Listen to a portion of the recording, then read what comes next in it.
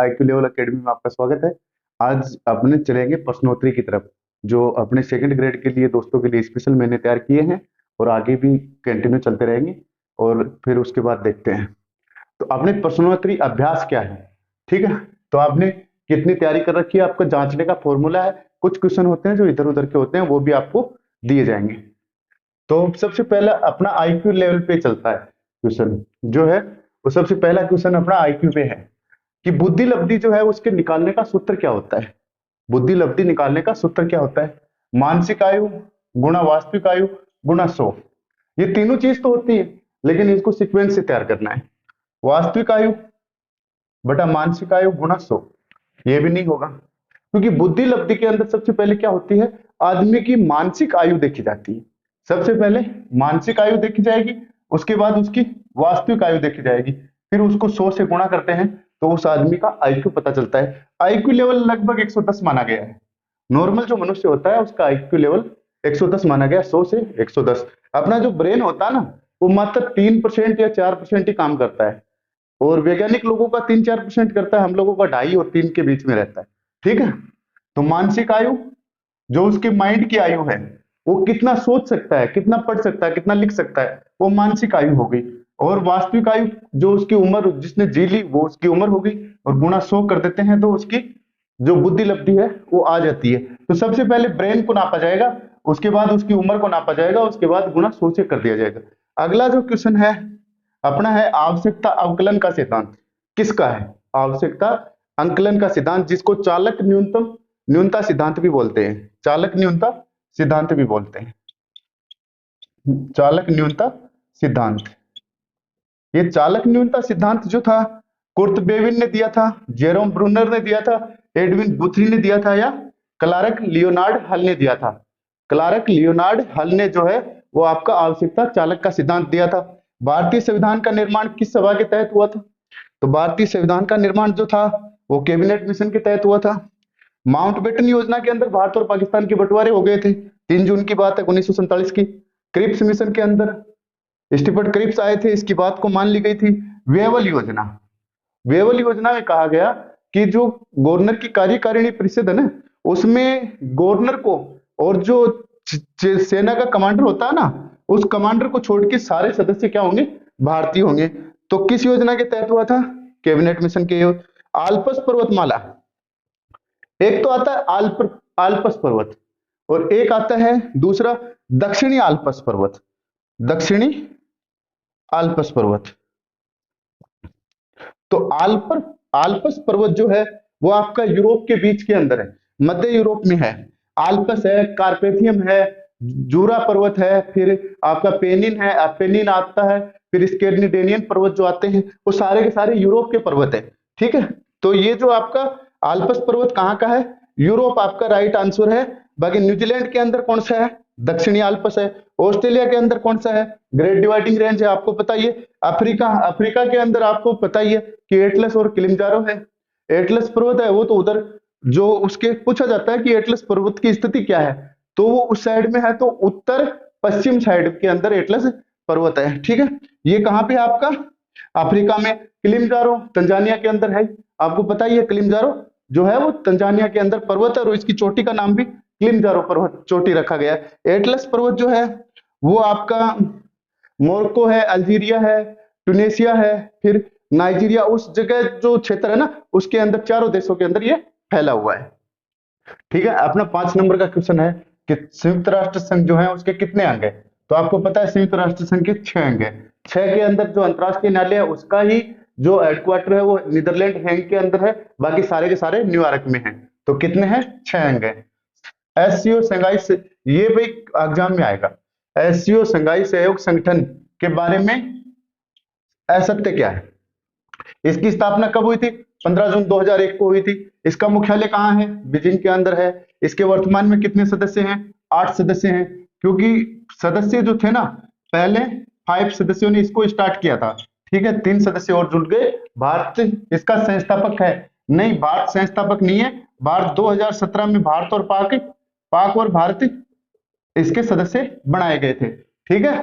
तो एससीओ जो है इसका मुख्यालय कहाँ है? बीजिंग के अंदर है। स्थापना कब हुई थी? 15 जून 2001। एक को हुई थी।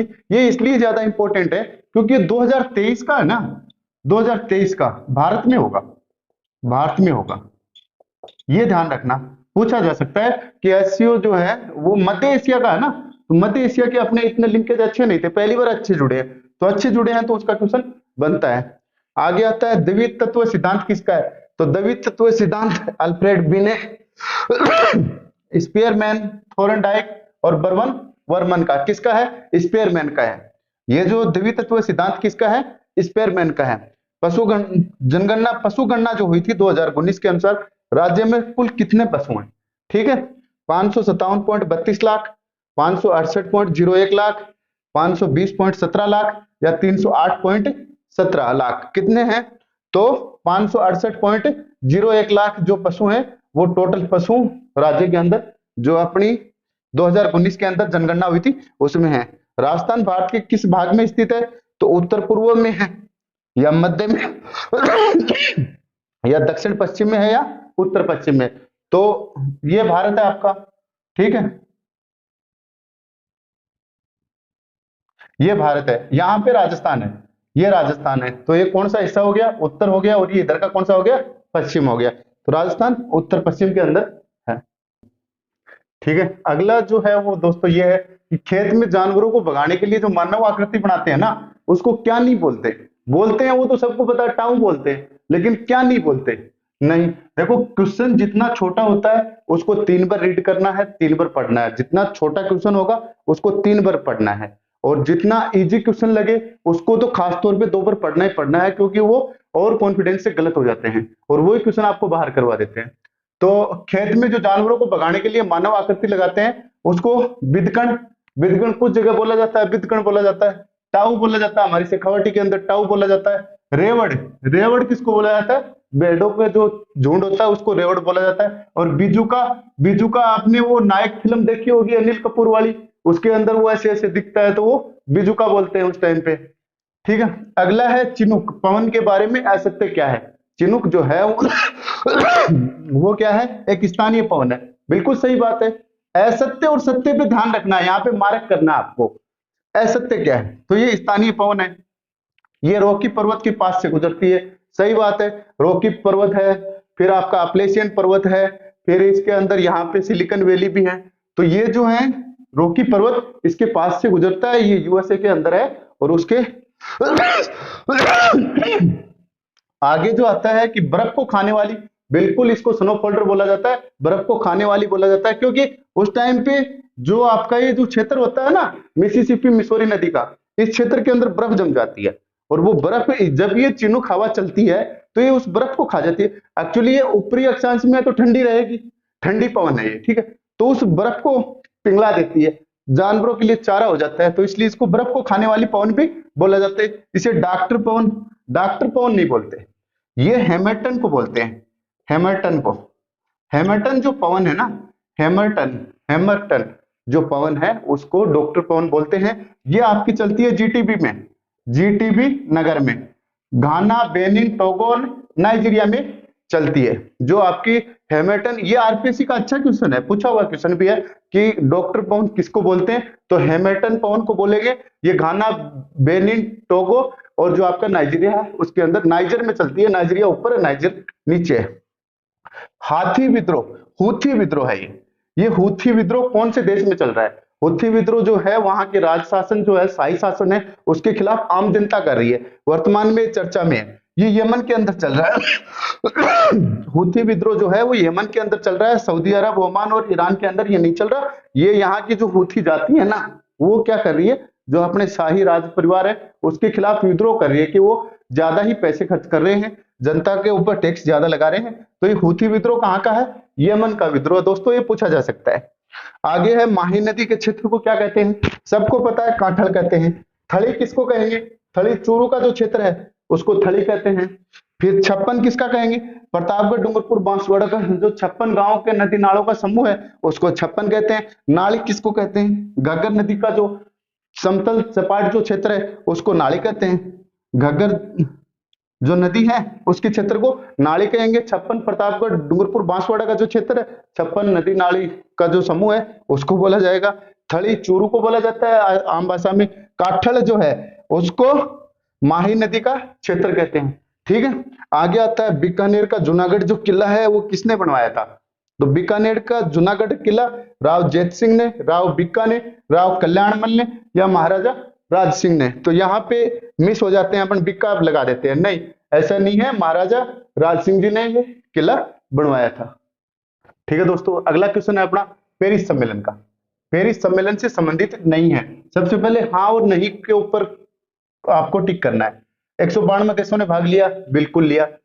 तापमान बोला गया कि पूर्व औद्योगिक से 2 डिग्री हम कम कर देंगे। ठीक है, और क्या बोला गया कि आदर्श रूप, क्या बोला था इसका, आदर्श रूप से यदि 2 भी नहीं होगा तो 1.5 डिग्री सेंटीग्रेड हम तापमान कम कर देंगे। किससे? औद्योगिक काल से पहले के काल के बराबर कर देंगे, उससे 2 डिग्री कम कर देंगे। अगला कह रहा है कि ये कोप 21 था, नहीं ये कोप कितना था? 21 था। ठीक है, 21वां कोप था, तो ये इसका क्या हो गया? गलत आंसर हो गया। 2022 का कोप 27 जो है वो शर्म एल शेख में हुआ है, मिस्र के अंदर हुआ है। मिस्र को इंग्लिश में इजिप्ट बोलते हैं। यदि आपके आंसर में इजिप्ट नाम भी आ जाए ना तो कोई घबराना नहीं है, इंडिया और भारत वाली वही बात है। तो इसको क्या बोलेंगे? इजिप्ट या मिस्र में हुआ था 2022 का। किशनगढ़ की फल्गुबाई जो है उसका संबंध किससे है? शिकारी नृत्य से, रणबाजा नृत्य से, रतवई नृत्य से और चरी नृत्य से। देखिए नृत्य का थोड़ा सा देख लीजिए। शिकारी नृत्य जो है वो शहरियों का, सह से शिकारी, सह से शहरिया, शहरियों का क्या है? शिकारी नृत्य है। रणबाजा और रतवई ये किसका है? मेवों का है। 2 ही तो नृत्य हैं मेवों के, एक तो रणबाजा है और एक रतवई है। चरी जो नृत्य है आपका, चरी नृत्य जो है वो किसका है? गुर्जर महिलाएं करती हैं, गुर्जर महिलाएं करती हैं। और ये चरी नृत्य के लिए फेमस थी फल्गुबाई। जो किशनगढ़ की फल्गुबाई जो है वो चरी नृत्य के लिए प्रसिद्ध थी। अब एक नॉर्मल सा आता है भीलों का नृत्य। तो भीलों का नृत्य याद करने की एक सीधी ट्रिक है, भीलों का नृत्य, भीलों का नृत्य। तो भीलों का तो सीधा सा है, गैर गौरी ने दियो हार। क्या हो गया? गैर गौरी ने दियो हार। हाथी मना तक पूरे हो जाएंगे इसके अंदर, गैर से लेके और हाथी मना तक के पूरे हो जाएंगे। भीलों के नृत्य क्या है? गैर गौरी ने दियो हार, ये इसकी ट्रिक है। ठीक है, रणबाजा और वही 2 ही तो है मेवों के, मेवों के 2 ही नृत्य हैं। और ये जो सहरिया है, शिकारी नृत्य हैं, ये सहरिया करते हैं। ठीक है, अगला आता है निम्न में से कौन सा सुशीर? सुशीर का मतलब फूंक मार के बजाते हैं अपन। सुरनाई सीधा सा नाम है, सुरनाई है, तो ये फूंक मार के बजेगा। अड़गोजा, अड़गोजे को ध्यान रखना, ये राजस्थान का वाद्य यंत्र है। राजस्थान का जो राज्य वाद्य यंत्र है ना वो अड़गोजा है। ये क्वेश्चन पूछा जाता है कि राजस्थान का वाद्य यंत्र क्या है, तो अड़गोजा है। आगे नागफणी आती है, कमाइचा। कमाइचा जो है ये तत् यंत्र है, तारों से बनता है। ये कमाइचा तारों से बनता है। अड़गोजा जो है वो भी फूंक मार के रूज में दोनों बजाते हैं। और सुरनई है, नागफणी है, नागफणी ये जो क्या है, ये सारे के सारे सुशीर वाद्य हैं। एकमात्र इसका राइट आंसर क्या हो जाएगा? कमाइचा। कमाइचा क्या है? तत् यंत्र है। आगे दे रखा है गुलाबी गणगौर। गुलाबी गणगौर जो है वो कहाँ की प्रसिद्ध है? क्योंकि आरपीएससी ऐसे ही क्वेश्चन उठाती है जो अजीबोगरीब नाम हो। तो गुलाबी गणगौर कहाँ की प्रसिद्ध है? उदयपुर की, कोटा की, जोधपुर की या नाथद्वारा की? ये पिछुई कला या फिर गुलाबी गणगौर जो है यह आपकी नाथद्वारा की प्रसिद्ध है। अगला क्वेश्चन है दोस्तों, कौन सी जगह बीकानेर में नहीं है? कोयले की, कोयले की कौन सी जगह नहीं है? बरसिंह सर से आपको पता है कोयला निकलता है। कोयले की 4 होती हैं, एंथ्रासाइड, बिटुमिनी, लिग्नाइट और पीट। कार्बन के आधार पे उनकी सीक्वेंस होती है। एंथ्रासाइड होता नहीं है अपने, बिटुमिनी ज्यादा होता है। भारत के अंदर बिटुमिनी और लिग्नाइट कोयला ज्यादा होता है। ठीक है, तो यहाँ पे लिग्नाइट कोयला, और राजस्थान में लिग्नाइट कोयला ज्यादा होता है, तीसरे नंबर का। तो बरसिंह सर जो है, गुड्डा जो है ये बीकानेर में है। कपूर्डी जो है ये बाड़मेर में है। कपूर्डी कहाँ है? बाड़मेर के अंदर। और पलाना जो आपका है बीकानेर के अंदर। यहाँ पे जो आपके कोयलों के वो बिजली भी बनती है कोयलों से। राजस्थान में महिला साक्षरता दर कितनी है? महिला साक्षरता दर तो 61% कितनी है? राजस्थान की कॉमन जो साक्षरता दर वो है कि कितनी है? 61% है। 69.20% आपकी पुरुष साक्षरता दर है, पुरुष है। राजस्थान की पुरुष साक्षरता दर है 52.1%। ये क्या आपका राइट आंसर? ये कितनी है? महिला जो है उसकी साक्षरता दर है। और 66.67 लगभग 66% के आसपास भारत की है। कौन से सीएम लोकसभा सदस्य रहे? रहे हैं, यहां नहीं है, रहे हैं। हरदेव जोशी किसके थे? राज्यसभा सदस्य थे। भैरव सिंह शेखावत का आपको पता ही है कि राज्यसभा उस टाइम पे से एमपी से थे, एमपी से राज्यसभा सांसद थे, फिर राजस्थान में बुलाया गया, फिर छबड़ा सीट के ऊपर ये जीत कर आए थे, छबड़ा सीट पर, फिर ये राजस्थान के सीएम रहे थे। ठीक है। टीकाराम पालीवाल जो है, टीकाराम जी पालीवाल जो हैं ये लोकसभा के सदस्य रहे और ये हिंडौन की सीट से जीते थे। किसकी सीट से जीते? हिंडौन की सीट से। हिंडौन सीट से ये राज्यसभा सांसद रहे हैं। बरकतुल्ला खान जो थे ये भी राज्यसभा सांसद रहे हैं, ये लोकसभा सांसद रहे हैं। तो लोकसभा सांसद कौन थे? टीकाराम पालीवाल लोकसभा सांसद थे। आगे आती है पटुओं की हवेली। ये तो सबको पता है कि जैसलमेर में है। इसका निर्माण किसने करवाया था? पहला है गुमान सिंह जी ने करवाया था, राम सिंह जी ने करवाया था, सालिम सिंह ने करवाया था, मथुरा सिंह पटवा ने करवाया था। दोस्तों इसका जो निर्माण है वो गुमान सिंह जी ने करवाया था। 5 हवेलियां बनवाई थी उन्होंने अपने 5 पुत्रों के लिए।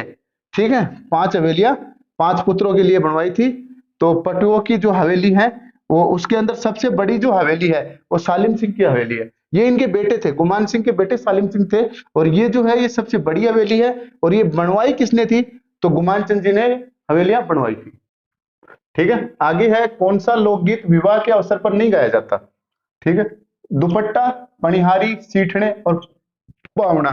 तो कौन सा नहीं गाया जाता? पनिहारी नहीं गाया जाता। ये क्या है? युगल नृत्य है, महिलाओं का नृत्य है। युगल कई महिलाएं ग्रुप बना के गाती हैं और ये पानी लाती हैं तब गाती हैं, पानी लाने के लिए कुएं पे जाती हैं तब ये गाया जाता है। सीठड़े, पावना और दुपट्टा विवाह पे गाया जाता है। नहीं का देखा ना मैंने? नहीं है। सुमिलित करो, इसको सुमिलित करना है। लदांग मलेशिया के अंदर बोला जाता है।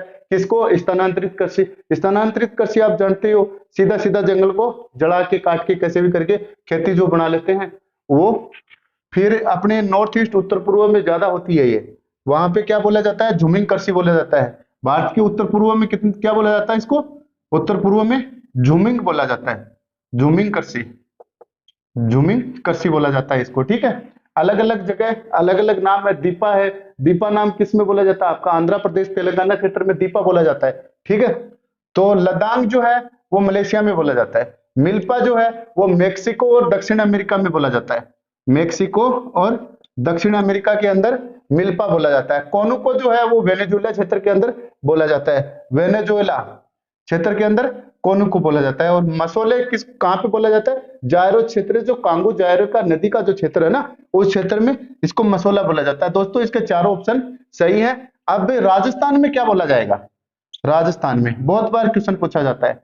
राजस्थान के अंदर इसके 2 नाम है, एक तो दजिया, दजिया, और एक है चिमाता, चिमाता, दजिया, दजिया और चिमाता राजस्थान में बोला जाता है। अब दूसरी बात आती है चिमाता। माताओं के जो भी मंदिर होते हैं वो कहां पे होते हैं? पहाड़ों पे होते हैं, तो ये पहाड़ी क्षेत्र में बोला जाएगा। चिमाता जो है वो पहाड़ी को बोला जाएगा, और दजिया जो है ये समतल क्षेत्रों में जो खेती की जाती है उसको दजिया बोला जाएगा, और चिमाता जो है वो पहाड़ी क्षेत्र वाली कृषि को बोला जाएगा। आगे है सुमिलित नहीं है, सुमिलित नहीं है। अर्जेंटीना, अर्जेंटीना की राजधानी क्या है? ब्यूनस आयर्स है। बोलिविया की क्या है? लापाज है। लापाज बहुत बसंत होता है, बहुत घूमने की जगह होती है लापाज आपकी। इक्वाडोर, इक्वाडोर की राजधानी क्विटो है। और वेनेजुएला लीमा, लीमा किसकी राजधानी है? पेरू की राजधानी है। और इसकी क्या है? काराकास है, काराकास जो है वो इसकी राजधानी है। वेनेजुएला की राजधानी क्या है? काराकास है, और लीमा जो है वो पेरू की राजधानी है। ठीक है। अब अगला क्वेश्चन है अपना 31 का, तिमणिया क्या है? तिमणिया हमने शेखावाटी क्षेत्र के अंदर पहना जाता है। झाकरतन, झाल, झूबी या टेवटो। तो जो टेवटा होता है ना उसको तिमणिया बोला जाता है। ठीक है। गोसुंडी अभिलेख जो है वो कौन सी लिपि में है? गोसुंडी की भाषा कौन सी है? भाषा इसकी संस्कृत है। ठीक है, ये राजस्थान का सबसे पुराना अभिलेख है। दूसरा इसकी लिपि देवनागरी लिपि, ब्रह्म लिपि, हिब्रू लिपि और अर्मेनियम लिपि। तो संस्कृत की वैसे लिपि कौन सी होती है? देवनागरी लिपि होती है, हिंदी और संस्कृत की। लेकिन यहाँ पे ये कौन सी लिपि में है? ब्रह्म लिपि के अंदर है। हिब्रू है, ये इजराइल की भाषा है। इजराइल की भाषा जो है वो हिब्रू है। ये बहुत बार पूछा जाता है कि हिब्रू क्या है, तो ये भाषा है इजराइल की। और अर्मेनियम जो उस टाइम के ऊपर आपके बामियान वगैरह जो आपके अफगानिस्तान के अंदर थे वहां पे अर्मेनियम लिपि हुआ करती थी। आगे है चकम शरणार्थी। चकमा जो है ना, चकमा शरणार्थी, चकमा, चकमा या चकम शरणार्थियों का मुद्दा कौन कौन से देशों का है? तो ये हॉट मुद्दा है भारत और श्रीलंका का। भारत और श्रीलंका के बीच में कौन से शरणार्थियों का है? भारत और मालदीव के बीच में, भारत और बांग्लादेश के बीच में, और भारत और म्यांमार। म्यांमार के बीच में तो रोहिंग्या है, रोहिंग्या मुस्लिम है। रोहिंग्या मुस्लिम का जो मुद्दा है ना, वो है भारत और म्यांमार के बीच में। और भारत और बांग्लादेश के बीच में किसका है? चकमा का है। भारत के अंदर आ जाते हैं वो असम के क्षेत्र में, हम लोग उसको वापस वेस्ट बंगाल और असम के क्षेत्र से वापस उसको निकाल देते हैं, उधर से वो लोग निकाल देते हैं। परेशान है ये लोग, इनकी वास्तविक कोई भूमि नहीं दे रखी है अभी तक। तो ये कहाँ का है? भारत और बांग्लादेश का मुद्दा है। नारी शक्ति पुरस्कार 2021 किसे मिला? नारी शक्ति पुरस्कार दीपा माथुर को, रोमा देवी को। रोमा देवी को तो मिल गया था 2018 का। बैतुल बेगम को ये 2021 पूछ रखा है। और रेखा देवी को ये मिला था बैतुल बेगम को। बैतुल बेगम कहाँ की है? नागौर की है। नागौर की है। बोला जाता है कि इनके बिना जो इंग्लैंड है ना, उसके अंदर होली अधूरी मानी जाती है। जो इनके बिना होली अधूरी मानी जाती है रोमा देवी को। और ये जो है ना रोमा देवी, ये सॉरी इसका बैतुल बेगम, बैतुल बेगम जो है ना, इनको नारी शक्ति पुरस्कार दिया गया है और ये नागौर की रहने वाली है। ठीक है। राज्य के द्वितीय स्पोर्ट्स स्कूल कहाँ है? द्वितीय स्पोर्ट्स स्कूल जो है वो कहाँ बन रहा है? बीकानेर। बीकानेर में पहली है, आपको पता है। शार्दुल वाली जो है ना, शार्दुल स्पोर्ट्स एकेडमी जो है वो पहली है। फिर अगवाना, अगवाना जो है ना, अगवाना, अगवाना जोधपुर के अंदर सेकंड बन रही है भाई, ये ध्यान रखना। सेकंड जो है ना स्पोर्ट्स स्कूल, स्पोर्ट्स स्कूल राज्य की, वो अगवाना के अंदर बन रही है जोधपुर में। अजमेर और जयपुर में ये है नहीं। अगला जो है अपना अक्टूबर नवंबर में, सर्दी में, शीतकाल में, जिसको शीतकाल बोलते हैं, शीतकाल में, शीतकाल में या लौटते हुए मानसून में वर्षा किस स्थान पर होती है? तो उस टाइम पे कोरोमंडल तट, ये कहाँ पे आपका? तमिलनाडु में कोरोमंडल तट। मालाबार तट ये कहाँ पे आपका? केरल में, केरल के अंदर। काठियावाड़ तट ये कहाँ पे आपका? गुजरात का जो तट है, सूरत से लेके काठियावाड़ तक का। और न्यू मंगलोर तट है, ये आपका कहाँ पे है? उसके अंदर है, क्या बोलते हैं उसको, कर्नाटक में। कर्नाटक का जो बॉर्डर है उसके ऊपर न्यू मंगलोर तट है। तो कहां से होगी ये? कोरोमंडल तट में होगी। एक क्वेश्चन और पूछा जाता है कि जो प्राकृतिक बंदरगाह है वो पूर्वी तट पे हैं, और जो आपके कृत्रिम बंदरगाह, बनाए गए बंदरगाह है, वो पश्चिमी तट पे हैं। तो उसका भी एक अलग अलग रीजन है। ठीक है। फिर भी ज्यादा किधर है किधर नहीं है वो देखते हैं। तो पहले कोरोमंडल तट के ऊपर बरसात होगी। अब देखो थोड़ा सा समझो आप मानसून को। ये अपना भारत है, ठीक है, ये अपना भारत है। भारत के अंदर क्या होता है कि ये आपकी बंगाल की खाड़ी है, बंगाल खाड़ी, खाड़ी। तो जब अपने जो मानसून आएगा वो यहाँ पे पश्चिम घाट से टकराएगा, यहाँ पे ज्यादा बरसात कर देगा। कुछ क्षेत्र है जहां से वो हवा पवने निकलेंगे, फिर यहाँ से पानी लेके फिर आपके ये जो आपका अराकानियोमा हो जाएगा, फिर ये हिमालय आ जाएगा, गारा, खासी, जयंतियो, नागो, पटकाई, मिजो हिल्स जो भी है 7 पहाड़ियां, उसके अंदर घेर घुमेर होके ये सारा के सारी बरसात जो आपका मासिन राम हो या चेरापूंजी हो वहां पे बरसात कर देती है। फिर ये इधर जो रेगिस्तान की वजह से लो प्रेशर होता है तो इधर खींचती है, और ये बरसात इस साइड में जैसे जैसे चलती जाती है पवने, मानसून पवने, तो क्या हो जाती है? बरसात खत्म हो जाती है। मानसून पवने जो हैं वो अस्थायी पवने हैं, वो स्थायी पवने में नहीं आएंगी। आपकी अस्थायी पवने बोल सकते हो या मौसमी पवने भी उनको बोल सकते हो। ये बंगाल की खाड़ी से अब वापस जो आएगा तो ये भूमध्य सागर है, मेडिटेरियन सी जिसको बोलते हैं। यहां से पानी उठेगा क्योंकि सूर्य जो है पहले तो उत्तर की तरफ जा रहा था, अब दक्षिण की तरफ जाने लग गया, इस क्षेत्र में गर्मी कर देगा, गर्मी कर देगा तो यहाँ पे लो प्रेशर हो जाएगा, लो प्रेशर हो जाएगा तो ये क्या खींचेगी? खींचेगी धाराओं को। तो ये जो मानसूनी धाराएं जो है यहां से जाएंगी, ये अपने जेट स्ट्रीम के नाम से भी जानी जाती हैं। अपने कुछ हिस्से के अंदर मानसून माउट करवा देती है, जो पटना तक होती है, पटना तक माउट करवाती है, ये माउट करवाती है। फिर आगे जाके इन्हीं रास्ते से क्यों गई है, उधर ही रास्ते से वापस आएंगी, फिर ये बंगाल की खाड़ी से पानी लेंगे, पानी लेके ये जो कोरोमंडल क्षेत्र है इसके ऊपर ये बरसात सबसे ज्यादा करवाएंगे। तो इसको लौटता हुआ मानसून भी बोल सकते हो आप, या फिर शीतकालीन मानसून भी इसको बोल सकते हो। ठीक है। आगे आता है कि कौन सी नदी पाकिस्तान की मुख्य भूमि पर नहीं जाती? तो आपने देखा है कि पंजाब में 5 नदियां बहती हैं, सतलज है, रावी है, व्यास है, सिंधु है। ठीक है। ब्रह्मपुत्र, ये जो सतलज, रावी, व्यास, सिंधु जो है, तो इसके अंदर सतलज नदी भी नहीं जाएगी। रावी नदी भी नहीं जाएगी। व्यास जो नदी है, देखो सीधा सा फॉर्मूला इसका याद करने का यही है कि ये व्यास है, इसमें आधा हुआ है, कटा हुआ है, तो ये भारत तक ही रहता है, ये उधर पाकिस्तान में नहीं जाता। ये है आपकी सिंधु नदी, तो ये जाती है। बाकी आपकी व्यास नदी जो है वो पाकिस्तान की मुख्य भूमि में नहीं जाती है, इससे पहले ही रावी के अंदर मिल जाती है। हाल ही में भारत आसियान, ये काफी इंपॉर्टेंट है भाई, ये क्वेश्चन आपका पूछा जा सकता है सेकंड ग्रेड में, ठीक है। बाकी कोई न कोई एग्जाम में तो ये कंफर्म पूछा जाएगा। भारत आसियान वरिष्ठ अधिकारियों की जो बैठक हुई थी वो कहां पे हुई थी? तो बैठक अपने नई दिल्ली के अंदर हुई थी। देखिए आसियान जो है ना आपका, वो 8 अगस्त 1967 को बना था।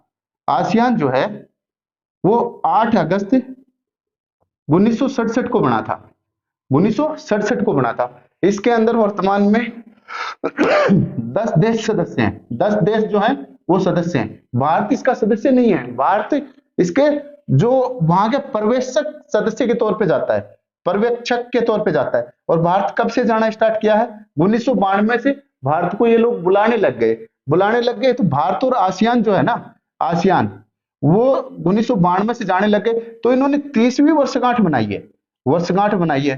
तो उन्होंने अपने जो अधिकारी है ना वो दिल्ली के अंदर भेजे हैं, वरिष्ठ अधिकारी भारत के साथ वार्ता करने के लिए दिल्ली के अंदर भेजे हैं। ये अपनी पूर्व की ओर देखो, लुक एट ईस्ट पॉलिसी जो है उसकी एक चाल है, ये उसकी एक रणनीति है, उसकी एक डायलॉग है या स्ट्रेटेजी है, ठीक है। अगला क्वेश्चन 40वां है, कौन सी धारा हिंद महासागर की धारा नहीं है? तो धाराएं जो है ना कैसे कैसे बटी हुई है, मैं धाराओं पे एक टॉपिक स्पेशल निकालूंगा, बहुत इजी तरीके में आपके समझ में आएगी। मोजाम्बिक जो धारा है वो मोजाम्बिक क्षेत्र के आसपास चलती है। अंगुला हास की जो धारा है वो कैप ऑफ गुड होप का जो साउथ अफ्रीका का जो क्षेत्र है ना उसके यहाँ चलती है। तो ये किस में आ जाएगी? हिंद महासागर में आ जाएगी। मोजाम्बिक यहाँ है तो ये किस क्षेत्र में आ जाएगी? ये भी हिंद महासागर में आ जाएगी। अगला जो आपका मेडागास्कर है, मेडागास्कर यहाँ है ही, मोजाम्बिक थोड़ा ऊपर है, मेडागास्कर नीचे है, ठीक है। तो मेडागास्कर यहाँ है तो मेडागास्कर के अंदर ये भी हिंद महासागर के अंदर आ जाएगा। फ्लोरिडा जो है ये क्यूबा के अंदर है, क्यूबा के अंदर है, ठीक है। वही क्यूबा जो सेकेंड वर्ल्ड वॉर के अंदर मतलब अमेरिका के पास होके और रशिया के क्षेत्र में फेवर में था, साम्यवादी सरकार यहाँ पे कार्य करती थी।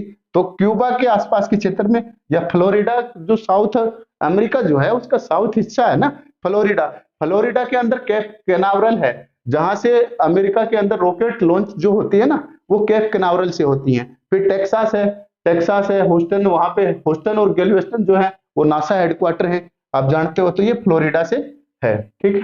तो अगला अपना क्वेश्चन है गुटनिरपेक्स की कौन सी बैठक भारत में हुई थी? गुटनिरपेक्स की कौन सी बैठक हुई थी? 7वीं बैठक हुई थी। कब हुई थी? 1983 में हुई थी। अध्यक्षता किसने की थी?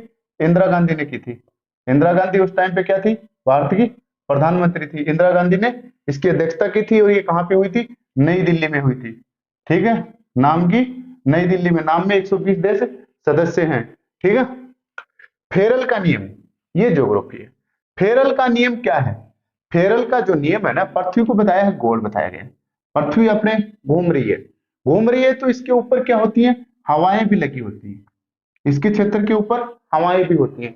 जब पृथ्वी घूमती है तो वो हवाएं क्या होती है? पीछे छूट जाती हैं, क्योंकि हाँ पृथ्वी जो है वो 30,000 किलोमीटर उसकी जो रेंज होती है घूमने की वो 30,000 किलोमीटर से घूमती है प्रति घंटे की स्पीड से। तो इसके पीछे हवा रह जाती है, हवाएं पीछे रह गई तो फिर आगे आएंगी तो ये पीछे वाली हवा क्या करेगी? इसके टक्कर मारेगी। तो ये हवाएं जो है ना ये उत्तरी गोलार्ध में तो दाएं तरफ चली जाएंगी, उत्तरी है दाई मतलब अपना धनात्मक तरफ चली जाएंगी, और दक्षिणी गोलार्ध जो है उसमें अपनी बाई तरफ चली जाएंगी, ठीक है। दाई तरफ चली जाएंगी, बाई तरफ चली जाएंगी, क्योंकि इसी से फेरल नियम से ही जन्म होता है आपके मानसून का जन्म जो होता है वो फेरल नियम से ही होता है। तो उत्तरी गोलार्ध में दाई तरफ चली जाएंगी और दक्षिणी गोलार्ध में बाई तरफ चली जाएंगी, तो आपका दोनों सही हो जाएगा। फेरल नियम क्या कहता है? पृथ्वी अपनी घूमती है, उसके ऊपर हवा भी होती है, वो भी साथ साथ घूमेगी, लेकिन हवा पीछे छूट जाती है और पृथ्वी तेज घूम जाती है। तेज घूमेगी तो पीछे वाली हवा आके इसकी क्या मारेगी? टक्कर मारेगी। तो जो उत्तरी गोलार्ध 0 डिग्री से ऊपर का जो हिस्सा है उस टाइम में तो वो अपनी जो हवाएं होंगी वो दाएं तरफ घूम जाएंगी। दाएं तरफ देखिए, अब ये घूम रही है, भारत जो है हमेशा उत्तरी गोलार्ध में आपको पता ही है, ठीक है। ये यहां से घूम रही है तो क्या होगा? ये अपनी इस साइड में दाएं तरफ चली जाएंगी और यहाँ पे आपकी बाएं साइड में चली जाएंगी। तो ये दाएं तरफ से जाएंगे तो ये मानसून जो आता है तो ये आपका दक्षिणी हिस्सा हो गया, ये पश्चिमी हिस्सा हो गया। तो अपने जो मानसून कौन सी साइड से आता है, दक्षिण पश्चिम से आता है। ठीक है, तो ये यहां से ही आपका ये टॉपिक एक बार मैं रिवाइज करवा दूंगा आपका पूरा। तो आपके दाएं तरफ हो जाती है और जो दक्षिण गोलार्ध होता है उसमें बाईं तरफ घूम जाती है। ये आपके फेरल का नियम है। ठीक है, आगे है कि नाथुला दर्रा। नाथुला दर्रा जो है भारत और चीन के बीच का दर्रा है। भारत और चीन के बीच का दर्रा है। यदि दर्रा आपसे पूछे जाए दर्रा, तो जम्मू कश्मीर में जो जिला है बुर्जिल दर्रा है। ठीक है, हिमाचल में तो हिमाचल के थाने में ली, हिमाचल में मतिला, थानला, मितिला सारे हैं, लिपुलेख वगैरह हैं। फिर आपके ये उत्तराखंड के अंदर वो सारे हैं। हिमाचल के अंदर सीबा हिमाचल में रहती है तो सिपकिला, और बारा लापलाचा वो आपके हिमाचल में। बोमला की यदि बात आए तो वो अरुणाचल में है। सेनकोटा द्वीप है, साउथ के अंदर है। आपका ये जो क्या बोलते हैं थाल घाट, बोर घाट और पाल घाट है वो साउथ के अंदर है। ठीक है, ये आपके दर्रे हो गए। फिर आता है एक थोरियम प्राप्त होता है। थोरियम जो है ये आणविक पदार्थ है, आणविक पदार्थ है। ठीक है, तो ये कहां से प्राप्त होता है, ये बेरिलियम से, मोनाजाइट से, लिथियम से या सिलिमेनाइट से। ये जो है ये मोनाजाइट मिट्टी से मिलता है, ये मिट्टी से मिलता है। और ये मिट्टी अपने समुद्र तट के किनारे की जो मिट्टी होती है ना उसमें मिलता है। तो सर केरल के अंदर ज्यादा मिलता है। ये क्वेश्चन यूपीएससी ने पूछा था, आरपीएससी ने भी कई बार पूछ लिया है कि थोरियम जो है वो कहां से प्राप्त होता है। तो थोरियम जो आपका सही आंसर है वो मोनाजाइट मिट्टी से प्राप्त होता है। ठीक है, अगला अपना क्वेश्चन है नवमुर द्वीप किसका है। नवमुर द्वीप विवाद किसका है, भारत श्रीलंका का है, भारत भूटान का है, भारत बांग्लादेश का है या भारत मालदीव का है। तो भारत और बांग्लादेश का जो है वो नवमुर द्वीप जो है वो विवाद है। ये तो अपना बोलते हैं, हम तो इसको पुराना बोलते हैं, वो लोग कहते हैं हमारी भूमि है। ठीक है, महाराणा सांगा ने इब्राहिम लोदी को किस युद्ध में हराया था। ये क्वेश्चन आरपीएससी का चाहता हुआ क्वेश्चन है कि किस युद्ध में महाराणा सांगा जी ने इब्राहिम लोदी को हराया था। खातौली के युद्ध के अंदर हराया था। कब हुआ था ये, 1517-18 के अंदर। ठीक है, 1500 घाटोली का युद्ध भी बोलते हैं इसको, घाटोली का युद्ध भी बोलते हैं और खातौली का युद्ध भी बोलते हैं। 1935 में बीकानेर प्रजामंडल की स्थापना कहां हुई थी, क्योंकि बीकानेर प्रजामंडल की अपने यहां तो हुई नहीं थी, बाहर हुई थी, कलकत्ता के अंदर हुई थी। आगे है सुमेल करो। सुमेल करने में है 52 का जो अनुच्छेद है वो राष्ट्रपति का पद की बात करता है। 53 का कार्यपालिका का प्रमुख होगा राष्ट्रपति। 54 का निर्वाचन, राष्ट्रपति के निर्वाचन की बात करता है। और 55 का कोटा या रीति की बात करता है, किस कोटा या रीति से चुने जाएंगे। अगला आता है 50 का बिथोड़ा। बिथोड़ा क्या है, बिथोड़ा का संबंध किससे है, सीधा सीधा पूछ लिया जाता है।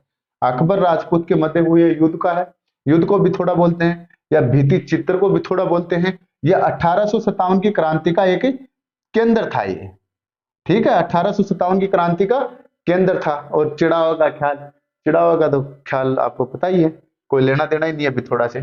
ठीक है, अब ये जो अपना राष्ट्रपति का एक यूं का यूं आता है, बहुत एग्जामों में आता है। राष्ट्रपति का हम थोड़ा सा देख लेते हैं। राष्ट्रपति का अनुच्छेद याद करने का सीधा फॉर्मूला है पकानी कोका दुयोदशम। ठीक है, पकानी कोका दुयोदशम, दुयोदशम। ठीक है, इसके अंदर आपके 52 से लेके 61 तक अनुच्छेद आ जाएंगे। पकानी मतलब राष्ट्रपति का क्या होगा, एक पद होगा, कितने में, 52 के अंदर। का मतलब कार्यपालिका प्रमुख होगा, कार्यपालिका का प्रमुख होगा। ठीक है, ये आ गया आपका 53 में। फिर 54 के अंदर आपका क्या आ जाएगा, निर्वाचन आ जाएगा इनका, निर्वाचन 54 में आ जाएगा। कोका इसका कोटा या रीति होता है, कोटा या इसकी जो रीति होती है वो क्या होती है, निर्वाचन 54 में। 55 के अंदर इसकी कोटा रीति आ जाती है। को पकानी कोका का के अंदर इनका कार्यकाल आ जाएगा, कार्यकाल। ठीक है, अगला जो आपका आता है दुयोदशम। दुयो मतलब दोबारा चुनने की शर्त हो गई, यो मतलब योग्यता आ गई, द का मतलब आ गई इनकी दशाएं जो होती हैं, कंडीशंस क्या होती हैं, स का मतलब इनमें शपथ होगी, और मैं का मतलब महाभियोग। तो इनको याद करने का सीधा फॉर्मूला है, ये यूनिक ट्रिक है, पकानी कोका दुयोदशम। ठीक है, बाय दोस्तों।